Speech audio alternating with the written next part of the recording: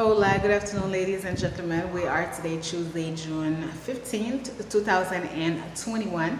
Thank you so much for those of you who have tuned in to this channel, and thank you so much for everyone who is watching this video. Now, I just literally finished recording a video. It was a requested video, and it was working as an independent contractor.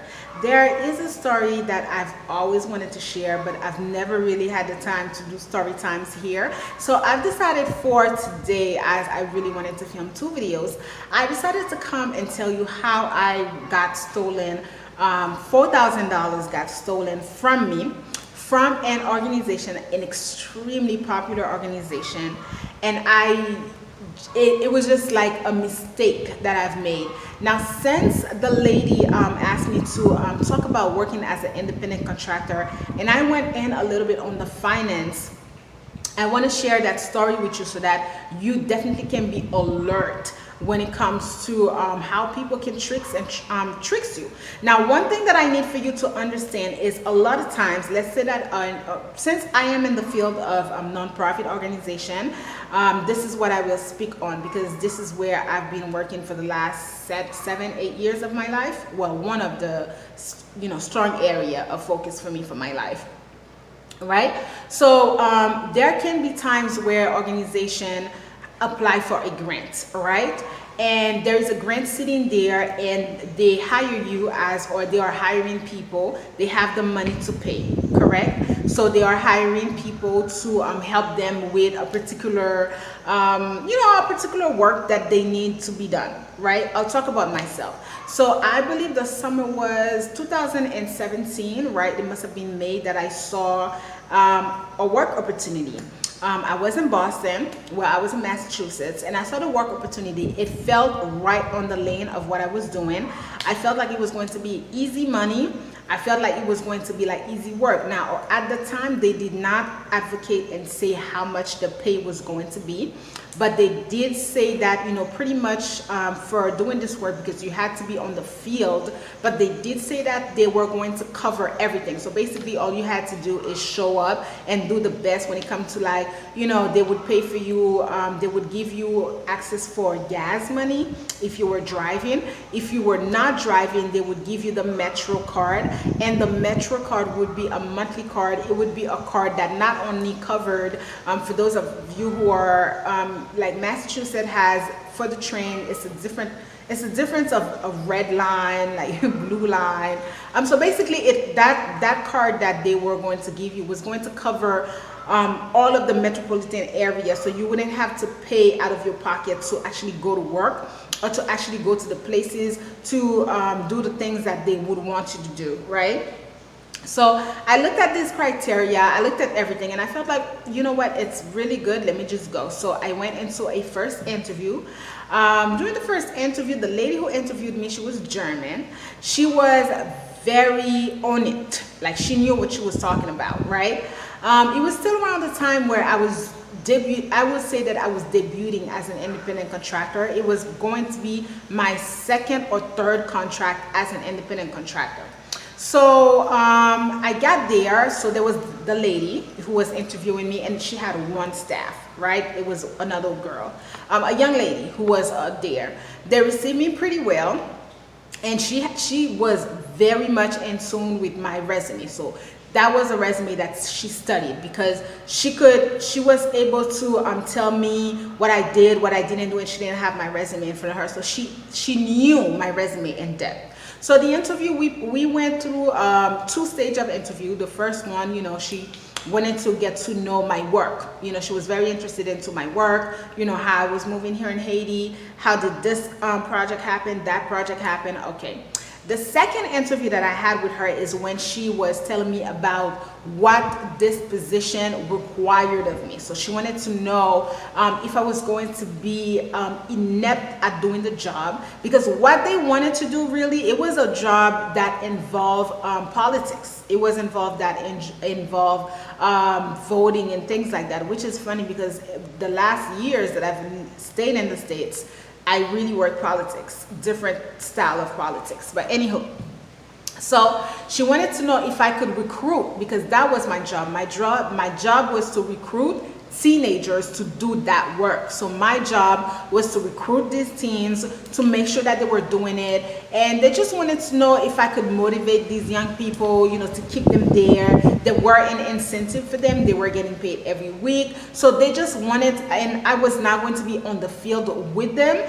They were going to be on the field, but I would just make sure that they are not slacking, that they are actually on it, that they're doing it, because it was mostly politics. But I believe that what they wanted to showcase was that young people were out there and doing the movement, right? So, you know, easy work for me, because you guys know I'm very good at working with teenagers, you know, very good at relating to people, motivating them. It's just something that comes. So me and the lady, we're just at this point, we are conversing. It's not even like a formal interview. We're sitting there and we're conversing. So she's saying, but she's not saying anything. Like, when I tell you that that woman was just something else, because she was just reading me, and I'm very certain that she saw that I was passionate and I was giving a lot. And she saw that I wasn't, how do I say, like, you know, kind of like on my game when it comes to my money move, right? It was just more of like on my game with that passionate style. Whereas I totally forgot that maybe they wouldn't need me if I was speaking so much. Maybe they wouldn't need me if I was sharing so much about how I was going to go about doing this job, right? Because that's where she got me. So so that was the second interview. The second interview, it was her sitting with me and pretty much having a conversation with me about the work. But I do recall specifically that I was very excited. You know, I was telling her how I was going to motivate this team, how I was going to do that. You know, she had a pen, she was taking notes, she was showing me that, okay, you know, yeah, you got it, okay. And then this is where she got me. She got me when she mentioned how much the pay was going to be. When she said how much, because it was a short contract, she said that the pay was going to be $5,000. She said, you know what, I don't know if you know, but you know, the pay is $5,000, and you know, basically they were not going to pay me monthly. They were just going to give me half the money before and half the money once I completed. Yes, I'm probably sure that my grin, though I'm probably sure I gave a vibe that let her know, okay, yeah, we got her. Like, okay, you know, she knows, like, this is how much. And I was extremely excited because, you know, I was going to make $5,000 in a month, and they were not going to take my tax away from me. So I'm already thinking about what I'm going to be doing with that money, right? So, ladies and gentlemen, understand this. In no way, shape, or form, when it comes to professionalism, you do not conduct any business past the business hours. Understand that, guys. You never take a call from your employer or someone who wants to hire you past 4 p.m. at the most 5 p.m. You do not take a call from anyone. Understand that. Past 5 p.m., the most, you do not take a call from anyone. The lady called me. That was after the second interview. So now we have the second interview. I hadn't signed any papers or anything from her. She was just letting me know that the next step would be for me to sign the documents. So basically it was going to be like such easy work. They were going to pay me as an independent contractor. I was not going to be paid or entered into their database as an employee, as I mentioned to you before. So I remembered when that woman called me. She called me, I think it must have been a couple of days after the second interview. By then I'm just waiting for their calls to finalize everything so that I could start to work. She called me, it was past 6:30. It was very late. It was 7, and I was so surprised because there was no email sent. It's not like she had sent me an email or anything. She just called me. And she was like, oh my God, hi, how are you doing? So I was like, hi, how are you? And I'm thinking to myself, she's calling me to tell me that, you know, I'm hired or something like that, which I should have been very, you know, careful, because she called me at 7. I think it was around 7:30 that she called me. She said, yes, please, I apologize. You know, I've been so busy doing this thing and trying to secure everything. I didn't have the time. That's why I'm calling you now. Da, da, da, da. And then she asked me, she says to me, Rebecca, I don't know if you ever sent us the document, but can you just can you just write, it doesn't have to be fancy, but can you just write for me on a Word? Can you send me an email? And you remember how you talked to me and you told me how you were going to proceed, how you were going to go about and look for the teens, how you were going to motivate them? Can you just like let me know that? Because that was so good. Like, we want to have this, you know, so that we have it there when you come in. I should have never. Absolutely. This is your work. This is why they're hiring you. This is why they are paying you. Guys, it must, I don't know, guys, but you live, you learn. It must have been the money. I don't know what happened. I just didn't connect the dot. I didn't connect the dot first. It's like the lady called me. It was 7:30 p.m. So that's like, why would you call someone who's not even employed? I don't have any written contract. I'm not on the job. And then she asked me to write these information down and to send them out to her.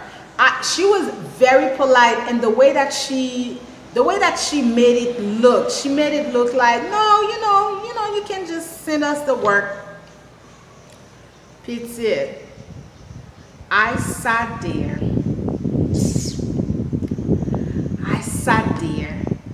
wrote all of this information, pen and paper first, as I usually do, and then sat there and typed these things, giving the lady the blueprint, and then I never heard from them.